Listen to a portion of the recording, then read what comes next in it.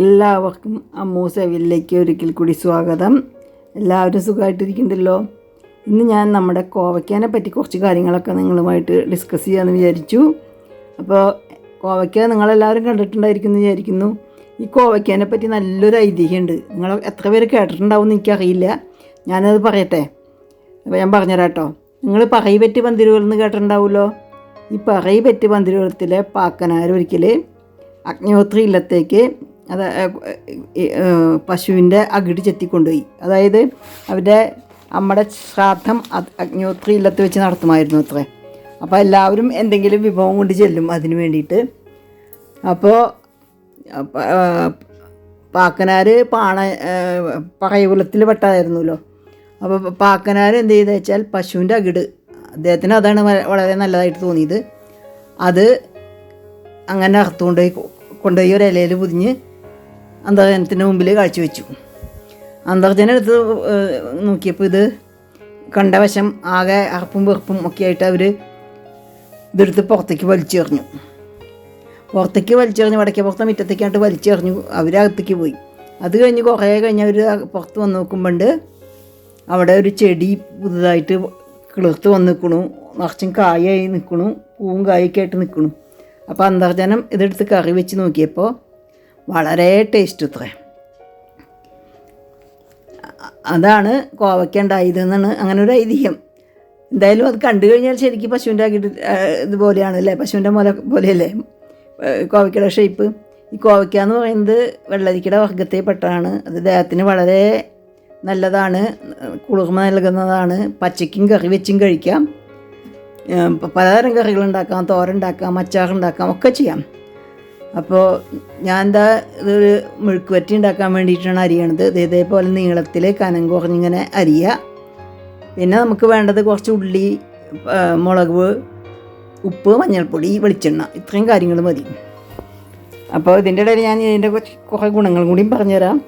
ഇത് നടക്കണതിൻ്റെ ഇടയിൽ ഇത് ഏത് കാലാവസ്ഥയിലും പ്രകൃതിയോട് ഇണങ്ങി വളരുന്നൊരു ചെടിയാണ്. നമ്മളിതൊരു പ്രാവശ്യം നട്ട് കഴിഞ്ഞാൽ കുറേ കാലത്തേക്ക് നമുക്ക് ഇതിൽ നിന്ന് കായ പറിക്കാൻ കിട്ടും.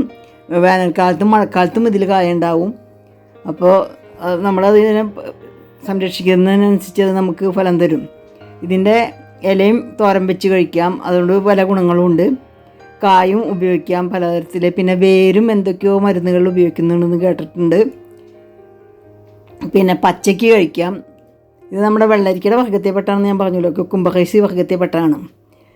ഇത് നമ്മുടെ നിത്യഭക്ഷണത്തിൽ ഉൾപ്പെടുത്തിയാൽ ഹൃദയാരോഗ്യം, തലച്ചോറിൻ്റെ ആരോഗ്യം, വൃക്കകളുടെ പ്രവർത്തനം തുടങ്ങി മൊത്തത്തിൽ നമ്മുടെ രോഗപ്രതിരോധ ശക്തി വർദ്ധിക്കുന്ന പറയണം കേട്ടോ. പിന്നെ ഇതിന് വേറൊരു പേരുണ്ട്, പ്രകൃതിദത്ത ഇൻസുലിൻ. അപ്പോൾ ഇൻസുലിൻ എന്തിനാണ് ഉപയോഗിക്കാമെന്ന് നിങ്ങൾക്ക് അറിയാമല്ലോ, അതന്നെ.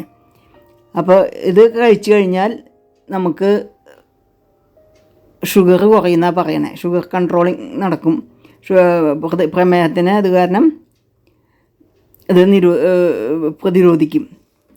ഇതിൽ പിന്നെ ധാരാളം നാരുകളുണ്ട്, അതും പ്രമേഹത്തിനെ പ്രതിരോധിക്കാൻ സഹായിക്കും. പിന്നെ ധാരാളം നാരുകളുള്ളതുകൊണ്ട് നമുക്ക് ദഹനം നല്ലപോലെ ഉണ്ടാവും, നല്ലപോലെ മോഷൻ ഉണ്ടാവും, അതായത് വിരേചനം, ശോധന ഉണ്ടാവും. പിന്നെ കൊഴുപ്പിനെ നിയന്ത്രിക്കാൻ സഹായിക്കും. അതുകൊണ്ട് നമ്മുടെ വണ്ണം കുറയും. അപ്പോൾ അമിതവണ്ണം കുറയ്ക്കാനും ഈ കോവയ്ക്ക നല്ലതാണ്.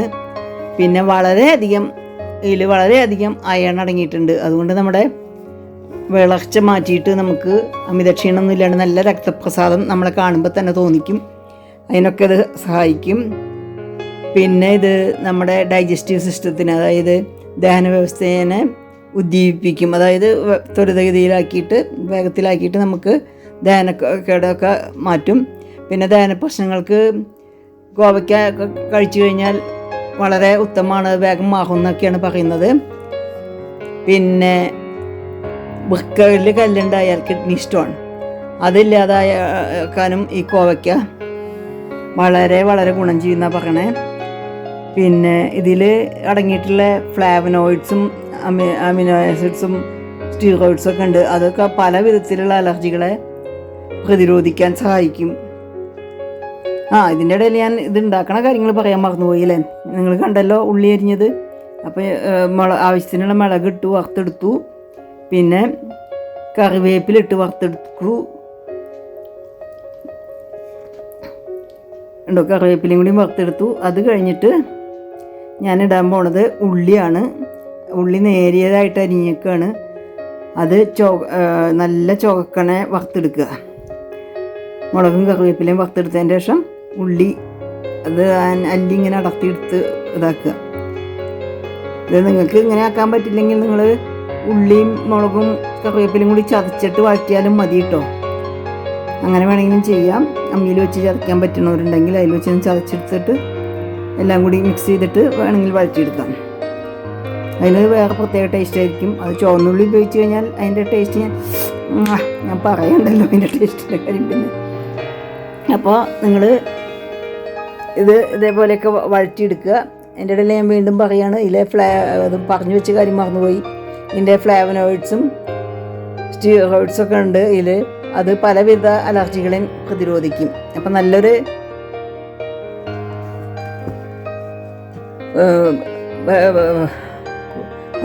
അണുനാശക ശക്തിയുള്ള പ്രകൃതിദത്തമായ ഒരു മരുന്നാണ് കോവയ്ക്ക.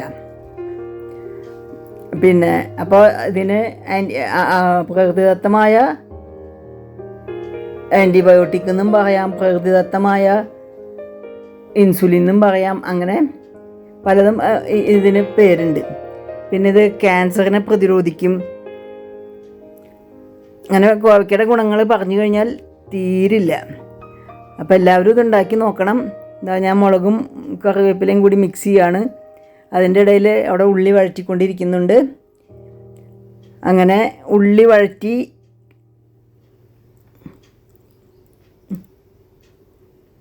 കറിവേപ്പിലയും മുളകും കൂടിയിട്ട് മിക്സ് ചെയ്യാം. ഉള്ളി ചുവക്ക വറുത്തെടുത്തിട്ടുണ്ട്, കണ്ടല്ലോ. ഇതേപോലെ ചുവക്ക വറുത്തെടുക്കുക. എന്നിട്ട് ബാക്കി വരുന്ന ആ ഓയിലിൽ തന്നെ കോവയ്ക്ക ഇട്ട് വഴറ്റിയെടുക്കുക. കോവയ്ക്ക വഴറ്റി വരാൻ കുറച്ച് നേരം പിടിക്കും.